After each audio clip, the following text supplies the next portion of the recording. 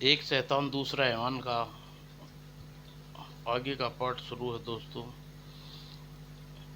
एक इस दृश्य को देखकर बेकार ने हाथ लगाया। कपाली, तुम मेरी मौत को लेकर मुझ तक पहुंचना चाहता था ना। अब तेरा यह अरमान कभी पूरा ना होगा। गलती तो मेरी थी जो मैंने तुझे जान से मारने की बजाय अपाहिज बनाकर छोड़ दिया, लेकिन अब तू जिंदा नहीं बचेगा। शुरू करते हैं दोस्तों आगे। लेकिन जैसे ही उसकी नज़र तालाब के दृश्य क्या दृश्य पर पड़ी, एकाएक उसका अट्टहासा रुक गया और गरुड़ ने चील को काफी दूर तक पीछा किया, लेकिन वह पकड़ पाने में असफल रहा और वापस लौट पड़ा। चील गरुड़ को पकड़ से निकल गई। वह मन ही मन बतबताया, आज तो तू बच गया कपाली, लेकिन अब फिर काली नदी की तरफ काली कभी काली नदी के पार करने की कोशिश की तो जिंदा नहीं बचेगा।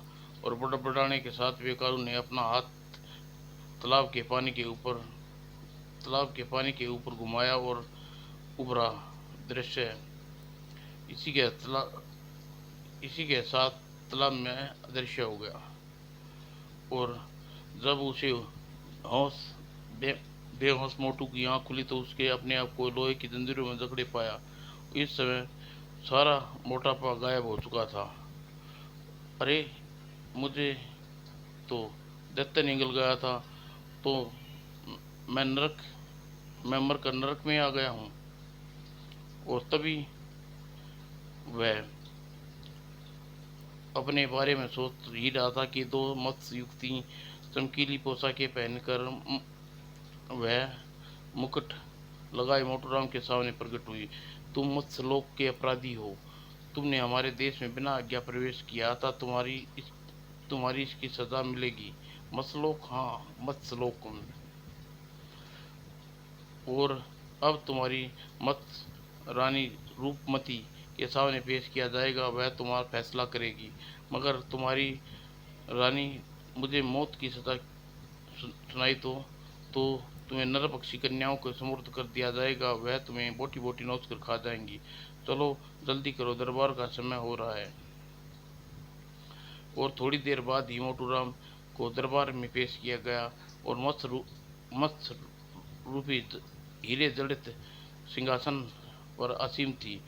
उसने इससे पहले रानी रूपवती मोटूराम को कुछ कहती, उसकी नज़र मोटूराम की तलवार पर पड़ी और वह आश्चर्य से कहती, यह तलवार तुम्हारी कहाँ से मिली? यह तो हमारे पूर्वजों की निशानी है। इस तलवार को पाने के लिए बहुत चिंतित थे।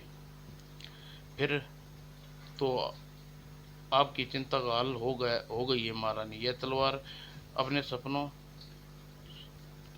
आपको सौंपना ही मेरा और मेरे देश आपके देश में प्रविष्ट होना का कारण है। मोटूराम ने झूठ बोलकर युक्ति से काम लिया। तुम्हें हम पर और हमारे देश में बहुत बड़ा उपकार किया है। हम हमारे मत्स्यलोक की निगरानी में 100 वर्षों से यह चुरा कर 100 वर्षों पहले इसे यहाँ से कोई चुरा कर ले गया था। लेकिन तुम्हें यह तलवार कहाँ मिली? यह तलवार को पाने के लिए मुझे अनेक संकटों से खेलना पड़ा। और अब एक जादूगर इस तलवार को पाने के लिए मेरे पीछे लगा है। जादूगर? हाँ, वह हीरो की घाटी में रहता है। हीरो की घाटी? कहीं तुम जादूगर बेकारू की बात तो नहीं कर रही हो? क्या आप उसे क्या आप जादूगर बेकारू को जानती हैं? अच्छी तरह से। वह हैवान है और उसके भाई शैतान कपाली को भी अच्छी तरह जानती हूँ। तो क्या जादूगर बेकारू का कोई भाई भी है? हाँ, एक हैवान तो दूसरा शैतान। महारानी क्या आप मुझे महारानी जी, क्या आप जानती हैं कि कपाली कहाँ रहता है? यह तो मैं नहीं जानती, परंतु बेकारू के बारे में तो अवश्य जानती हूँ। वह हीरो की घाटी पर कब्जा करके महासिद्धि प्राप्त करने के लिए कोशिश कर रहा है। जिससे दिन वह सिद्धि हासिल कर लेगा, उस दिन अमर हो जाएगा। नहीं, यह कभी अमर नहीं होगा। मैंने कसम खाई है कि मैं जादूगर बेकारू को खत्म करके चैन की सांस लूंगा। तुम बेकारू को क्यों मारना चाहते हो? बेकारू को इसलिए मारना चाहता हूँ कि मेरे पिता रतनपुरी और राजकुमारी चंदा को उसकी कैद में है। राजकुमारी चंदा का अपहरण होने का कलंक मेरे माथे पर लगा दिया। अगर जब तक मैं उस कलंक को मिटा नहीं डालूंगा मुझे चैन नहीं आएगा। हमें तुम्हारी भावनाओं और तुम्हारी बहादुरी की कदर करते हैं, किंतु तुम नहीं जानते वह कितना खतरनाक है। तुम उसका मुकाबला अकेले नहीं कर सकते। मुझे आप सिर्फ इतना बता दीजिए, वह हीरो की घाटी में कहाँ है? तुम्हें हम पर बहुत बड़ा उपकार किया है। अब तुम हमारे कैदी नहीं, मेहमान हो, और तुम्हारी मदद अवश्य करेंगे, पर अभी नहीं। अब रात हो चुकी है, अतः आज रात तुम आराम करो। सुबह हीरो की घाटी का पता बता देंगे। और मत्स्य रानी ने अपनी सेविका को आदेश दिया, हमारे मेहमान को महल में पहुंचा दो। और सेविका ने तुरंत मोटूराम के बंधन खोल कर उसे लेकर प्रस्थान कर गई। और दूसरे दिन महारानी मत्स्य रानी ने उसी कक्ष में प्रवेश किया। आइए राजकुमारी, बैठिए। और युग सामने, युग, तुमने अभी तक अपने नाम नहीं बताया और तुमने पिता जादूगर बेकारू की कैद में कैसे पहुंच गए? मैं अब अपने बारे में आपको सब कुछ नहीं छिपाऊंगा। मेरा जीवन इतिहास की काफ़ी लंबा है। संक्षेप में बस आपको इतना जान लीजिए कि इंद्रपुरी के सम्राट इंद्रसेन का पुत्र चंद्रसेन हूँ। तुम सम्राट इंद्रसेन के बेटे हो, यह जानकर हमें हर्ष हुआ। और हीरो की घाटी में जाने से पहले हमारी दो बातों का ध्यान अवश्य रखना। पहली बात, अगर तुम्हें कोई पीछे से आवाज़ दे तो तुम पीछे मुड़कर नहीं देखना, वरना पत्थर के हो जाओगे। दूसरी बात, जो जो भी मिले उस बात पर यकीन मत करना। ठीक है, मैं आपकी बातों पर ध्यान में रखूंगा। और यह छड़ी अपने पास रख लो। यह जब तक यह छड़ी तुम्हारे ऊपर किसी जादुई शक्ति का असर नहीं होगा। और इस छड़ी को जो भी आदेश दोगे उसका पालन करेगी। जब अब आप मुझे हीरे की घाटी पर पहुंचने का मार्ग बता दीजिए। और सुना सुनो, हमारी नौका तुम्हें नदी तक पहुंचा देगी, तुम्हें नदी के तट तक पहुंचा देगी, तथा तट पर पहुंचने कर अपनी नाक की सीध में तब तक चलते जाना जब तक तुम्हें लाल रंग की झोपड़ी न नजर आए। उस झोपड़ी में बुढ़िया रहती है, वह तुम्हें हीरो की घाटी के द्वार पर पहुंचा सकती है। लेकिन बुढ़िया बड़ी चालाक और मक्कार है, तुम्हें आसानी से हीरो की घाटी का द्वार नहीं बताएगी। तुम्हें अपने बुद्धि से ही यह जानकारी हासिल करनी होगी। कहकर मस्त रानी ने ताली बजाई। तुरंत ही सेविका प्रविष्ट हुई। हमारे मेहमान को नदी के तट पर पहुंचा दो। और चंद्रसेन को चलने को हुआ। चंद्रसेन तुम्हारी विजय की कामना करते हैं। बेशक बेकार घाटी में जब तक तुम वापस नहीं लौटोगे, काली नदी में तुम्हारा इंतजार करने के लिए उपस्थित होंगे। मैं मैं आपको निराश नहीं करूंगा रानी जी। इतना कहकर मोटूराम मत्स्य सेविकाओं के साथ साथ कक्ष से बाहर निकला। और कुछ देर बाद तट पर पहुंचा और मोटूराम ने मत्स्य कन्या सेविकाओं को विदा ली। अब मुझे यहाँ से नाक की सीध में चलना होगा ताकि लाल झोपड़ी नजर आए। और मोटूराम फिर नाक की सीध में चलने लगा। अभी वह थोड़ी दूर ही पहुंचा था। बेटा चंद्रसेन, आगे आगे की सहायता करो। बेटा चंद्रसेन मुझ अब आगे की सहायता करो। मैं बहुत भूखा हूँ। नहीं नहीं, मुझे पीछे मुड़कर नहीं देखना। मत्सरानी ने मुझे मना किया था। कोई पीछे से आवाज़ लगाए रुकना नहीं, और वरना पत्थर की हो जाओगे। और काफ़ी दूर चलने पर मोटूराम एक झील दिखाई दी। मोटूराम झील का पानी पिया और हाथ मुंह धोने लगा। तभी एक बूढ़ा उसके पास आया। बेटे, मुझे भी जोरों से प्यास लगी है। अगर तुम हो सके तो 2 अंजलि पानी मुझे पानी पानी पिला दो, मुझसे झुका नहीं जा सकता। हाँ हाँ, क्यों नहीं बाबा, पानी पियो, भगवान तुम्हारा भला करे। पानी पीने के बाद, बेटा तुम इस वीरान में क्या कर रहे हो? मुझे मुझे देख, वीराने में क्या कर रहे हो? मुझे देखो, मैं 6 वर्ष का था तब से भटक रहा हूँ, पूरे 60 साल का हो गया हूँ मुझे यहाँ भटकते हुए। आज तक रास्ता नहीं नहीं ढूंढ सका। 60 साल से तुम इस वीराने में भटक रहे हो, तो जिंदा कैसे हो? खाते क्या हो? पानी कैसे पीते हो? खाने और खाने के लिए यहाँ फलों के अलावा कुछ नहीं है, और पूरे इलाके में एक पेड़ है, और किंतु 10 दिनों में मेरी कमर की हड्डी ऐंठ आ गई है, इसी लिए मैं कुछ खा भी नहीं सका। बेटा, क्या तुम मुझे उस पेड़ तक ले चलोगे? बड़े ज़ोरों से भूख लगी है। हाँ हाँ, क्यों नहीं, तुम मेरे कंधे पर बैठ जाओ, मैं तुम्हें पेड़ों पर ले चलता हूँ। ऐसा कहकर उस समय मोटू राम मत्स्य रानी की बात भूल गया, और पेड़ के पास पहुंचकर मोटू ने पेड़ पर चढ़कर जैसे ही फल तोड़ना चाहा, वह पेड़ से चिपक गया। आहा, आखिर तुम चोट खा ही गए युवराज। और देखते ही देखते बूढ़ा एक भयानक काले दैत्य के रूप में बदल गया, और न जाने कहाँ से उसके हाथों में कुल्हाड़ी आ गई, और दैत्य ने कुल्हाड़ी से पेट काटने लगा। तभी मोटू की नज़र मत्स्य रानी की दी हुई छड़ी पर पड़ी, और अगले पल छड़ी दिखाई दे गई। अपना कमाल, और इस दैत्य को कर दो लहूलुहान। और मोटू का इतना ही कहना था कि छड़ी अपने स्थान से हटी और हट गई कर हवा में तैरती हुई नीचे जा पहुंची, और फिर दैत्य पर बरस पड़ी। हाय हाय, मुझे बचाओ।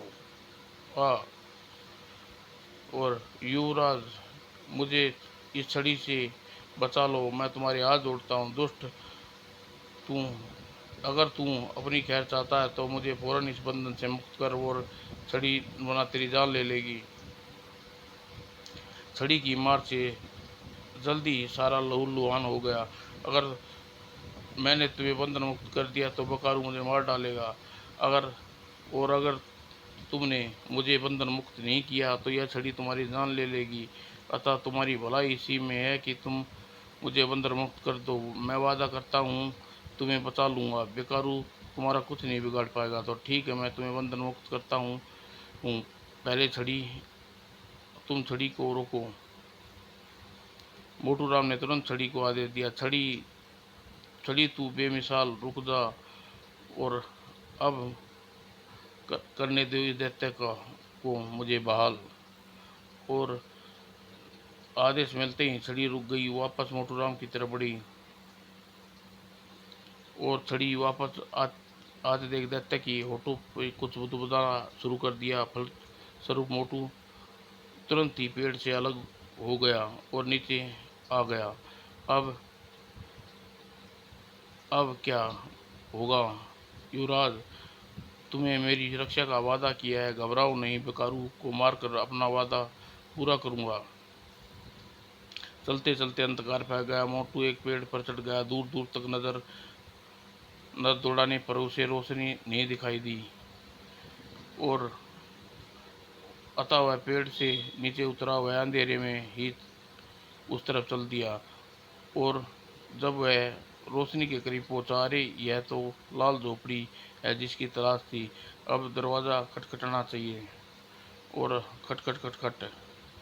और जैसे ही उन्हें झोपड़ी का दरवाज़ा खोला गया तो मोटू डर के मारे चीख पड़ा। और ही अरे घबरा नहीं, कौन हो तुम और क्यों आई हो? अरे मैं राह भूल भटक कर यहाँ आ पहुँचा, यहाँ रात गुजारना चाहता हूँ। अगर आप आज रात यहाँ ठहरे दे तो आपकी बड़ी कृपा होगी माँ। नहीं नहीं, मैं नहीं नहीं, मैं अकेली रहती हूँ, मैं किसी अनजाने व्यक्ति को जगह नहीं दूंगी। तुम यहाँ से चले जाओ। माँ मैं रात को इस अंधकार में कहाँ जाऊँगा? बस आज रात गुजारने दो, सुबह होते ही यहाँ से चला जाऊँगा। ठीक है, रुक जाओ, सुबह होते ही चले जाना, कहकर बुढ़िया ने रास्ता छोड़ दिया। अंदर मोटू राम अंदर आ गया। अब तुम बैठो, तुम्हारे लिए पानी लाती हूँ और हाथ मुँह धोकर थके हारे लगते हो। थोड़ी देर बाद बुढ़िया वापस थोड़ी देर बाद बुढ़िया द्वारा लाए गए पानी से हाथ मुँह धोने के बाद, माँ मैं भूखा हूँ, अगर कुछ खाने को मिल जाए तो। हाँ हाँ, यह थोड़ा फल है, इन्हें खाकर अपनी भूख शांत कर लो। और फल खाकर मोटू नींद आने लगी। वह बिछी चारपाई पर लेट गया, लेकिन सोने से पहले छड़ी को पैरे पर तैनात कर दिया। और मोटू के सोने के बाद बुढ़िया उठी और अपना रूप और भयानक लेने लगी। और फिर दबे पांव मोटू के निकट आकर घुटनों पर बैठ गई और दांत मोटू की गर्दन की ओर बढ़ाए। लेकिन जैसे ही वह नुकीले दांत मोटू की गर्दन के पास पहुंचे छड़ी का भरपूर वार उसकी खोपड़ी पर पड़ा और छड़ी लगातार उसकी पिटाई करनी शुरू कर दी। हाय री मरी री, हाय मर गई री। और बुढ़िया की चीख सुनकर मोटू की नींद टूटी। अच्छा हुआ बुढ़िया खुद भी अपने असली रूप में आ गई। अगर तू बचना चाहती है तो हीरो की घाटी का द्वार बता कहाँ है। मुझे कुछ नहीं मालूम, मैं नहीं जानती। तुझे जब मालूम है तू हीरो की घाटी का द्वार नहीं बताएगी या छड़ी तेरी पिटाई करती रहेगी। नहीं नहीं, मुझे छोड़ दो, मैं कुछ नहीं जानती। ए तू नहीं जान, ऐसे नहीं बताएगी, छड़ी इसकी पिटाई और जोर से कर। यार अगले पल छड़ी उसे तेजी से पीटना शुरू कर दिया। बुढ़िया छड़ी की मार से ताव न खा सकी। ठीक है, जल्दी हीरो की घाटी के द्वार तक पहुंचा दूंगी, लेकिन अपनी छड़ी को रोको। ठीक है, अभी रोकता हूँ। और मोटू ने आदेश पर छड़ी रुक गई। अब बताओ हीरे की घाटी का द्वार कहाँ है और जादुई बेकार कहाँ रहता है? तुम कौन हो? मैं जादूगर बेकार को मारकर अपने पिता रतनपुर के राजकुमार चंदा को उसकी कैद से मुक्त करा कर ले जाना चाहता हूँ। जादूगर बेकारू को मारना इतना आसान नहीं है युग। तू मुझे बस डराने की कोशिश मत कर, जल्दी उसका द्वार का पता दे। ठीक है, मैं तुझे वो हीरो की घाटी में ही नहीं, उस किले तक भी पहुंचा देती हूँ जहाँ जादूगर बेकारू रहता है। ठीक है, तुम मुझे बेवकूफ़ बनाने की कोशिश न कर रही है। नहीं नहीं, मैं खुद चाहती हूँ जादूगर बेकारू को मारे ताकि उसकी कैद से छुटकारा मिल जाए और मुझे पर बड़ा जुल्म किया है। मैं उसकी सौतेली माँ हूँ। जब मैं हीरो की घाटी में उसका कब्जा हुआ, उस समय बहुत लालची और घमंडी हो गया है। उसने मुझे यहाँ पर हीरो की घाटी का पैरी बनाकर छोड़ रखा है। और अगर मुझसे तुमने उसे मार दिया तो मैं भी इस नरक से छुटकारा मिल जाएगा। ठीक है, अब तुम मुझे जल्दी वहाँ पहुँचा दो। ठीक है, तो फिर इसी वक्त मेरे साथ चलना होगा, क्योंकि भोर होते ही वह जान जाएगा कि तुम जिंदा हो और उसे मार उसे मार पाना मुश्किल हो जाएगा। तो फिर ठीक है, मैं तुम्हारे साथ भी अभी चलने को तैयार हूँ, तो मेरे पीछे आओ। और अगले ही पल बुढ़िया ने जमीन में बिछी चारपाई उठा दी और चारपाई के नीचे एक चकोर बड़ा पत्थर बुढ़िया को हटा दिया और पत्थर हटाते ही वहाँ सीढ़ियाँ नजर आने लगी। हीरे की घाटी का द्वार द्वार यही है और पहरा देती हूँ, जो भी वहाँ जाता है उसे मार डालती हूँ। और जल्दी वह सीढ़ी उतरकर एक सुरंगनुमा स्थान पर पहुंची। यह रास्ता सीधा बकारू के पास पहुंचा देगा, जहां इस समय निश्चित ही वह नींद में सो रहा होगा। तुम भी मेरे साथ चलना। अगर मैंने यहाँ से कदम रखा तो बकारू फौरन जाग जाएगा, अतः तुम अकेली ही जाओ और मैं यहाँ रहकर तुम्हारी प्रतीक्षा करती हूँ। जल्दी ही मोटू गलियारे को पार करता हुआ एक विशाल कक्ष में पहुंचा, जहाँ एक पलंग पर बकारू जादुई बेकारू सोया हुआ था। और जैसे ही मोटू उसके नज़दीक पहुंचा, जादूगर बेकारू की आँख खुल गई। तुम यहाँ कैसे पहुँचे? और तुम्हारे पास तुम्हारे अपनों ने मुझे यहाँ पहुँचाया है। अब तुम मरने के लिए तैयार हो जाओ। मुझे तुम मुझे मारोगे, हाँ हाँ हाँ। और फिर तभी मोटू ने जादू छड़ी को आदेश दिया और आदेश मिलते ही छड़ी ने विकराल रूप धारण कर लिया और फिर बकारू घबरा गया और तभी उसे छड़ी संपूर्ण वेग से बकारू के सिर पर लगी और फिर बकारू का अंत हो गया। और तभी हा हा हा, ए बुढ़िया, तू हंस क्यों रही है? मैं मैं तुझे और तेरे नसीब पर हंस रही हूँ, मूर्ख युवराज। तूने मेरे सौतेले बेटे बकारू को मार दिया, अब तू भी नहीं बचेगा। यह मेरा असली बेटा कपाली और तुझे मारकर हीरो की घाटी पर राज करेगा और सोने के रथ का मालिक बनेगा। हा हा, एक शैतान तो दूसरा हैवान। अगर तुम दोनों की मौत ही मेरे हाथों लिखी है, मेरी जादुई छड़ी अभी इसे दोनों को समाप्त कर देगी। नहीं युवराज, अब जादुई छड़ी का इस्तेमाल संभल कर खत्म हो चुका है। यह छड़ी तुम्हारी कोई मदद नहीं कर सकती। हीरे की घाटी, सोने का रथ पाने के लिए मैं चील बना था। पहचाना मुझे? ओह, कहकर कपाली ने कोई मंत्र पढ़ा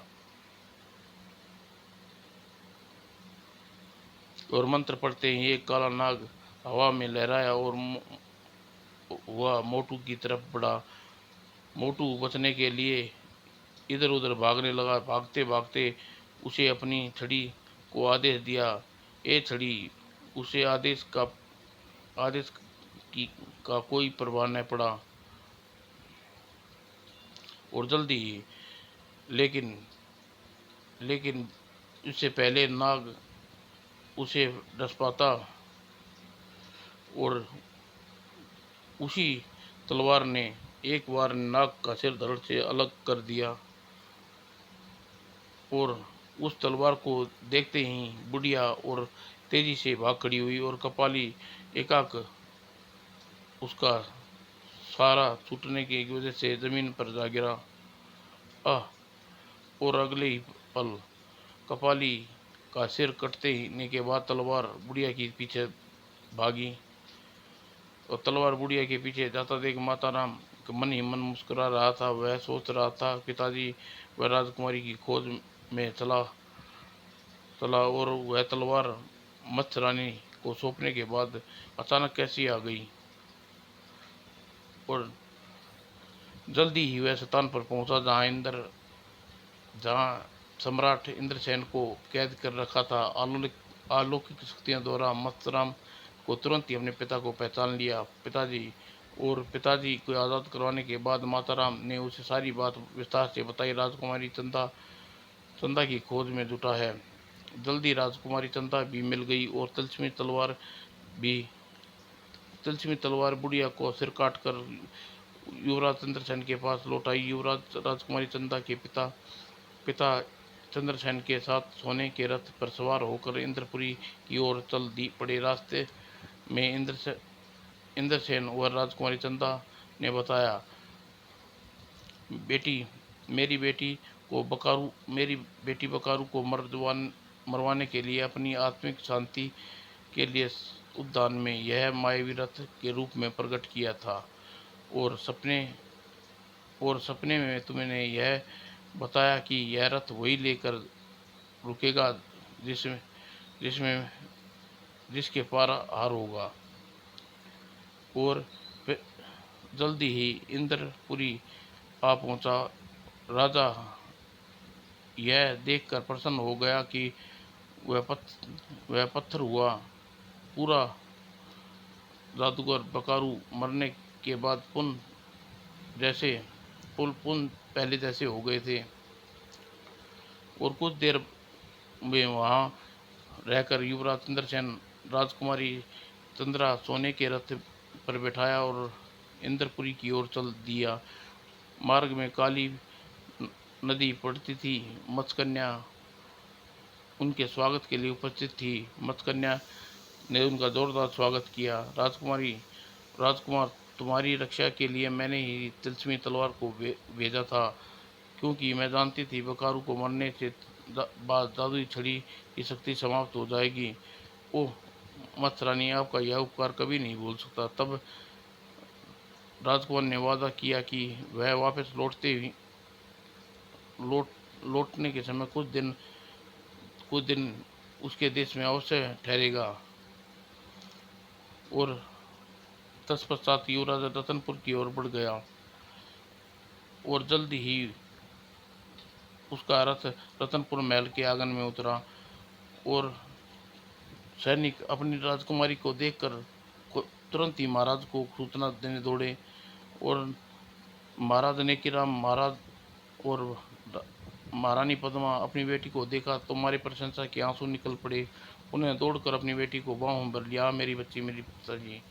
और फिर वादे के अनुसार मुताबिक महाराज नेकीराम ने अपनी बेटी का विवाह युवराज चंद्रसेन के साथ कर दिया। कुछ दिन बाद चंद्रसेन नेकीराम को अपना आधा राजपाट और चंद्रसेन को सौंपना चाहा। महाराज, यह राजपाट आप ही का संभालिए, मुझे तो वापस इंद्रपुरी जाने की आज्ञा दीजिए। कुछ दिन और रुक जाते बेटे, आगे जैसे तुम्हारी इच्छा। और फिर महाराज की आज्ञा लेकर युवराज चंद्रसेन अपनी पत्नी राजकुमारी चंदा को लेकर इंद्रपुरी की ओर प्रस्थान किया। लेकिन मार्ग में वह सिपा सलार व अन्य सैनिकों को पूर्वावस्था में लाने के साथ साथ तिलस्मी तलवार और मत्स्यकन्या को देना नहीं भूला था। समाप्त दोस्तों।